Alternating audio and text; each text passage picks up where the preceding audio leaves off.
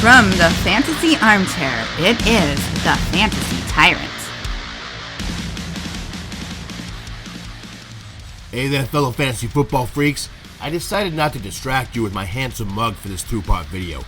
You should be focusing on the information you need to crush your league, not checking out this handsome hunk of beef. Don't worry, I'll be back on the screen next week. But now, just sit back and let the most painstakingly assembled and absolutely accurate top 50 players to draft fill your mind as you enter your drafts over the next week or so. I'll be going through each player one by one, giving my analysis of each and why I have them ranked where I do, and why you should follow these ranks for a successful season. Just don't forget to take a sec to like, subscribe, and hit the notifications bell so you don't miss any of the best fantasy football content on YouTube. Alright then, let's get on with the show, because this is the top 50 overall, part 1, the top 20. There it is. So beautiful, ain't it? Well, let's get on with it. At number 1, I got Ja'Marr Chase. Not much of a debate here, really, especially in PPR. This dude had a monster season last year, averaging 23.7 fantasy points per game. A full 5 points above wide receiver 2 Justin Jefferson. His 403 total fantasy points were not only the best for wide receivers by a whopping 85.5 points for the season, but he was the second in fantasy points overall, beating out even QBs, all of them save for Lamar Jackson. It's also the 4th best fantasy wide receiver total of all time, just 0.2 points behind CeeDee Lamb in 2023. Chase reminds me of Calvin Johnson. For a while, you could rely on the man we call Megatron to be the top fantasy pick year after year and deliver. Hard to repeat as a top guy, but if anyone can, it's Ja'Marr Chase. Nothing has changed about the Bengals offense, so we could see a repeat here. Easy number 1 overall. At number 2, I got Jahmyr Gibbs. Yeah, here we are at my number 2, and already we've come full stop. Yeah, most of the other analysts had Gibbs as their running back 3. I might be the only one who has him in the top spot among fantasy rushers, but that's where he ended up last year. Yeah, like I said a moment ago, it's hard to repeat as the number 1 in fantasy, especially at running back, since it's the most injury-plagued position. And yeah, the departure of Ben Johnson makes people poop the Pampers, as he's a running back guy, and the Lions' new OC John Morton is more of a quarterback guy. But Morton has already come out and said that he wants to use Gibbs more in the passing game and wants to see more explosive offense overall. They're trying to get Gibbs lined up more on the outside as well. He's not only going to be a cornerstone of the run game, but an oft-utilized weapon in the passing game as well. David Montgomery's presence might get scaled back a little bit, and that's only going to help Gibbs, whose production hasn't really been hurt by Monty, even when Monty's had good games. Barkley may be slowing down, and Bijan is hampered by his questionable offense around him. I like Gibbs second off the board as my top running back. At number 3, Saquon Barkley. Now, he was the top running back in points per game last season, and I don't expect much, if any, of a drop-off this season. The offense is basically the same. Yeah, the brotherly shove might steal some tutties from Saquon, but Jalen Hurts' ass isn't that much of a threat, unless he's got Crohn's disease or some shit I don't know about. But even that won't crap on Barkley's production. His 5.8 yards per attempt were second only to Derrick Henry, and while his 378 total touches are a monster workload, he's still only 28 and can definitely handle such a big load. Yup, poop jokes. That's what I got for you. But seriously, don't shit the bed with the 3rd pick. Take Saquon. At number 4, I got Bijan Robinson. Yeah, it's Bijan, not Bijan. He let us know in the offseason. Anyway, I gotta admit, I was afraid of Bijan's talents being squandered in the Falcons' post-Matty Ice and Julio show era offense, and his relatively disappointing rookie season seemed to lend some credence to those worries, as he was the running back 16 in fantasy points per game.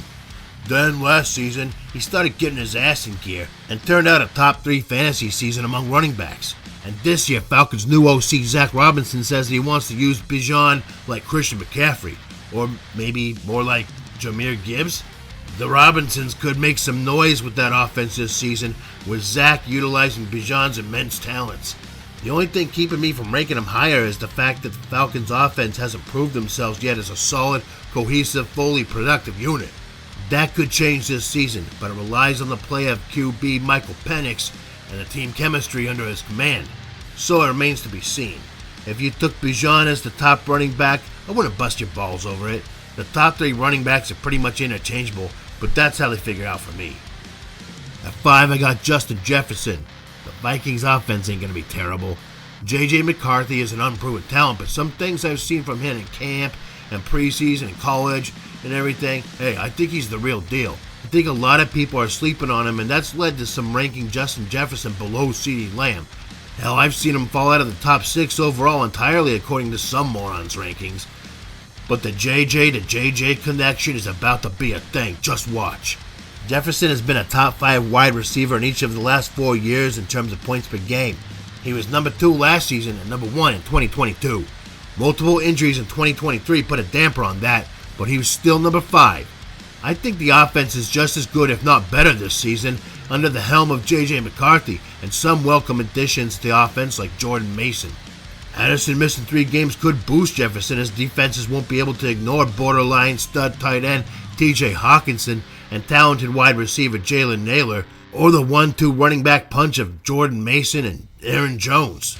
Jeffy could ball out here once again this season, and I don't think there's anything significant to stop him. Solid pick at the 5 spot. At number 6, I got CeeDee Lamb. The wide receiver 1 from 2 years ago, Lamb comes into 2025 looking like a stud as always, and the health of Dak Prescott is really the biggest factor here. Although backup QB Joe Milton looks like he could keep things afloat if Dak gets hurt again. But the question marks around Dak's ability to stay healthy, an unstable run game, and the addition of undervalued wide receiver George Pickens are what holds CD back here just a tad for me. His drop-off to middling wide receiver 1 from the wide receiver 1 overall also raises my cockles just a bit. Still drafting him at the number 6 though with no hesitation. Number 7, Malik Nabers. Nabers might be one of the most polarizing players in the top 10. I've seen him go as low as the 8th wide receiver off the board, dropping to the 2nd round, and that's bananas to me. The knock on this kid seems to be inconsistency of QB play for the Giants. People are afraid of the combination of Russ Wilson and rookie standout Jackson Dart and how that might affect his numbers. As if the combination of Daniel Jones and Tommy DeVito was some wonder to behold. Please. Despite Tweedledee and Tweedledum tossing him the rock, he still managed to be the wide receiver 6 in his rookie season. Barring a sophomore slump, I see a break into the top 5 for Nabers this season. He has basically zero competition for targets, and the Giants will likely have to throw a lot in garbage time. And remember, garbage time points count just the same as any other. With all that and better QE play, hey now, I said better, not good. I think the 4th wide receiver overall, 7th spot here, feels just right and neighborly. You're learning so many important things, and I'm so proud of you. Number 8, I got Amon-Ra St. Brown. The Sun God has been a godsend since coming into the league. Seemingly out of nowhere, this 4th round pick out of USC catapulted himself to the wide receiver 21 in his inaugural season back in 2021, and it's been straight cash money ever since. He's been consistent as a wide receiver 1 for fantasy managers the past 3 years, and was the wide receiver 3 overall the last 2 years in a row. And this year, his OC is a passing game specialist, so why the slight dip? Because Jameson Williams, that's why.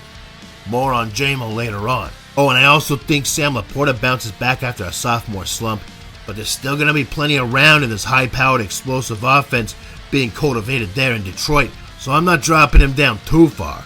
Still a great pick if you get unlucky with draft position. Number 9, Nico Collins. Last season, Nico Collins was the wide receiver 8 in fantasy points per game, and that's when he was competing with the likes of Stephon Diggs and Tank Dell for targets most of the season. With Diggs shipped off to New England and Tank Dell recovering from a catastrophic knee injury that'll keep him out until next season, Nico is about to feast. I expect a bounce back from CJ Stroud, who had a bit of sophomore slump last year. I think the addition of Christian Kirk, as well as rookies Jaden Higgins and Jalen Noel, will prevent defenses from double-teaming Collins. Yeah, he's going to share some targets with those guys, and also Dalton Schultz, who I expect to step things up a bit now that he's had a year to gel with his new team. But with all the injuries at running back, the Texans are likely going to need to throw a lot. Collins will get the lion's share of the targets, and something in the way of 1,000-plus yards and 10-plus touchdowns is well within the grasp of Nico Collins this season. Maybe I've got him too low, I don't know. The top 2 tiers of wide receiver are pretty fucking loaded. I think I've got him at the right spot here, though. Number 10, Bucky Irving. I know I've talked up my baby boys in the past, but this dude is my favorite baby boy so far. Hey, every parent's got a favorite. If you don't, you're either lying or you don't know your kids well enough. Trust me, I'm a parent, I know. My fantasy sleeper of the year last season, my baby boy, my sonny son, Bucky Irving, made me one proud papa. If you watched my sleeper videos from last year, you'd see that my deep sleeper for running back was none other than Bucky himself. I talked about how the Bucs head coach Todd Bowles wanted to spell Rachaad White some of his pass-catching duties, and then went out and drafted the top pass-catching running back in college football. I told you all I was down on White and super up on Irving, and my boy made me look like Smart Daddy of the Year as he finished the season as the running back 13. Halfway through the season, he was the running back 1 on the team and never looked back, just as I predicted. This year, he starts as the running back 1 on a team that ranked 7th in rushing and top 10 in rushing attempts last season. With Chris Godwin nursing an injury, Jalen McMillan given the axe, Mike Evans turning 32, and Baker Mayfield hitting the 30 mark, it seems like the Bucs' best bet is to rely on the running game. Bucky's in line to have an even better season than his first, and I think he breaks into the top 5 this season. A nice pick at the turn. At number 11, I got Derrick Henry. Is this the year King Henry falls from grace and is dethroned? That's been the question for like the past 4 seasons. Dude is the definition of a workhorse back and keeps carrying the load, taking a crap in analysts' faces who say he's getting old. Let's face it, he's the rich man's Frank Gore. He's like the Energizer Bunny. He'll keep going and going, and I ain't gonna bet on his demise. Not this year or any year. Okay, after this season, I might move him down a bit, but this season, dude can still be a top 5 running back, no problem. The Ravens are a machine on offense, and Henry is cog 1B to Lamar Jackson's cog 1A. That's a real nerdy way of saying that Henry is second only to Jackson for the team's offensive pecking order, which means he will continue to ball out as the Ravens continue to be one of the top teams in the AFC. King Henry's been a top 5 running back every year since 2019, except for the 2021 season where he played only 8 games, but was number 1 in fantasy points per game among running backs that season. Until I see a reason to think otherwise, he's going to stay in the top 5 running back ranks for me. Number 12, Puka Nacua. No one, absolutely no one, saw this superstar coming in 2023. But oh boy, did he knock all of us down on our collective asses. The hype didn't start until the preseason, and even then, it was quite frankly underwhelming. I mean, I knew there was something to this kid, but even the biggest Puka dudes weren't predicting that this guy was going to blast off to the wide receiver 4 in his rookie season. And despite only playing in 11 games due to injury, he was still the wide receiver 26 in his second year, but the wide receiver 3 in terms of fantasy points per game. However, the addition of Devontae Adams and the waning play of aging QB Matthew Stafford has me worried about ranking him within the top 5 wide receivers. In fact, I could be too high on him here. But he is young, insanely talented, fast as hell, a yak monster, and if his health keeps up as well as his touchdowns, he could break back into the top 5. I just think there are too many questions surrounding him and the Rams offense to boost him up too high. Could be a steal here though. At number 13, I got Drake London. I had this guy ranked higher than most analysts last season, and he turned out to be even better than I had him pegged. He finished as the wide receiver 5 last season and showed amazing chemistry with Michael Penix when he was the starting QB. London was a dark horse league winner when it mattered most during the fantasy playoffs. This year, you've got to get on him fast or he'll be gone. I'm actually lower on him than many of the analysts are this season, and I know you're saying, but TyRant, you were higher on him than the other guys last year, so why are you lower this year? Well, as you know, I'm not a big tier ranker, but in this case, it's a tier thing. You really could interchange the last 3 or 4 wide receivers I've talked about, and I wouldn't bat an eye. I do think you could see some double teams this season, as he hasn't got a whole lot of competition to take attention away from him. It's also Michael Penix's second season, and we don't know how the offense is going to work under new OC Zach Robinson. Some question marks, but not enough to drop him too low. Still a great top 10 wide receiver you could probably get in the second round. What a bargain. Number 14, Brian Thomas Jr. Sometimes the hype trade on a guy gets so loaded with bandwagoners it goes off the damn rails. Rest in peace, Ozzy. That ain't the case with Brian Thomas Jr. though, as he ended his rookie season as the wide receiver 4 overall. Quite a feat considering the Jags offense is about as explosive as a wet poppet. He actually made Trevor Lawrence look like a decent QB at times. This is an offense on a rise, so why am I slightly nerfing BT's ranking? Travis Hunter, that's why. Not sure how the dude's gonna play on both sides of the ball, but he's obviously a ridiculously talented athlete and will cut into Thomas's production.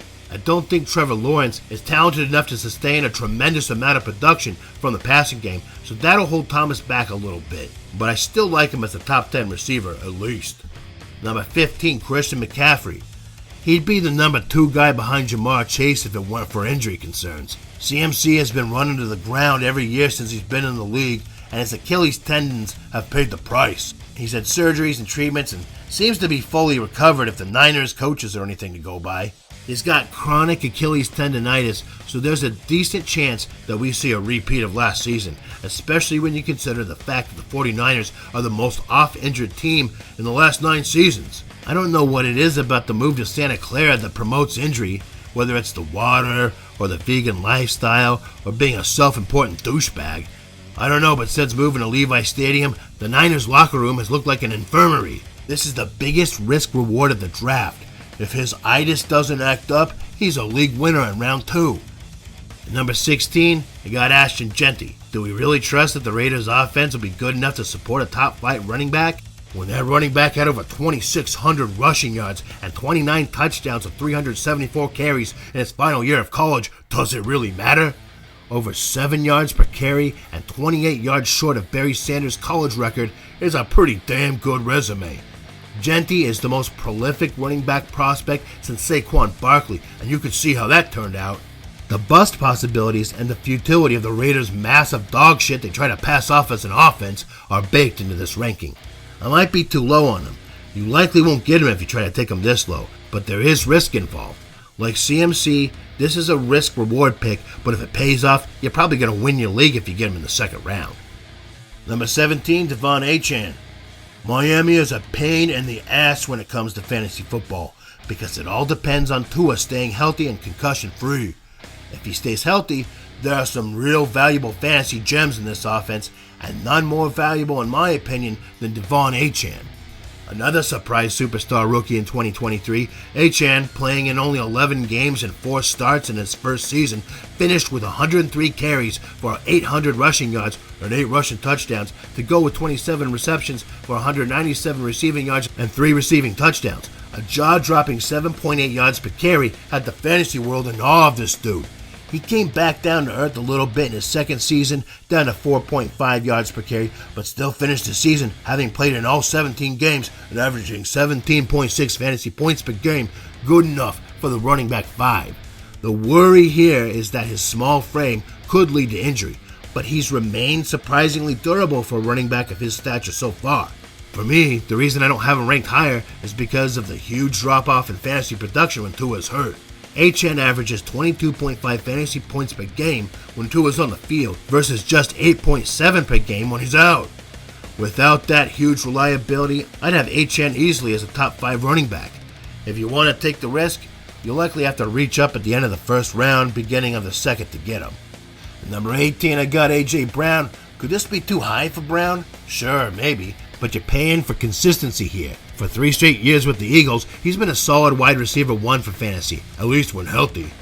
The Eagles don't throw a lot, but when they do, it's usually going to 1 of 3 guys, and usually that guy is A.J. Brown.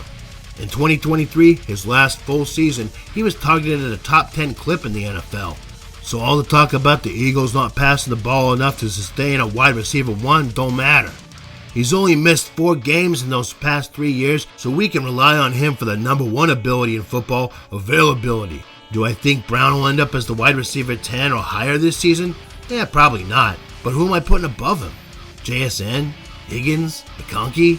None of them have shown me as much consistency in either production or health, so it's hard for me to rank them above Brown, even though likely one of them will rank higher at the end of the season. And there's always like a dark horse guy that comes out of nowhere, but good luck predicting who that's going to be. Brown's kind of like my wide receiver 10 by default here. Reliable, consistent, and always a wide receiver 1. Low ceiling, but high floor. If he drops to you as your wide receiver 2, you're in good shape. And if you went hero running back in round 1, hey, he's not bad as a wide receiver 1 either.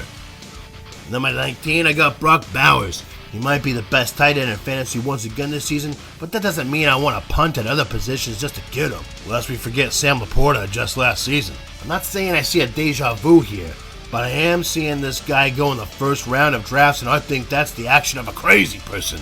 This guy was basically all the Raiders had last season on the offense, but this season, they've got a bona fide stud rookie running back who will be getting plenty of attention.